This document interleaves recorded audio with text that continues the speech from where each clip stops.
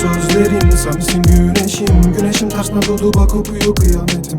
Acıdır sözlerin, bu yara çok derin. Haydi söyle katilim sen misin? Haydi söyle bana, aşk mı gurur mu? Yalnızlık tercihimdi, kimsenin yok suçu. Karamsar gecelerde kendimde aradım suçu. Sarpa sardı bizim hayaller, düzeni bozuk bu dünya. Ayar verdiler sevenler, felekten çalıyor geceler. Sarpa sardı bizim hayaller, düzeni bozuk bu dünya. Ayar verdiler sevenler, felekten çalıyor geceler.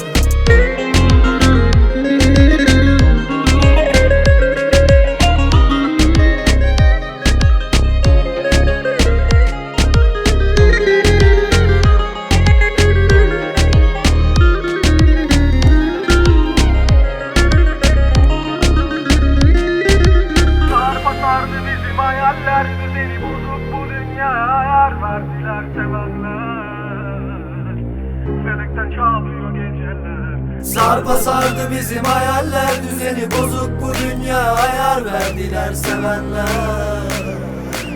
felekten çalıyor geceler. Sarpa sardı bizim hayaller, düzeni bozuk bu dünya. Ayar verdiler sevenler, felekten çalıyor geceler.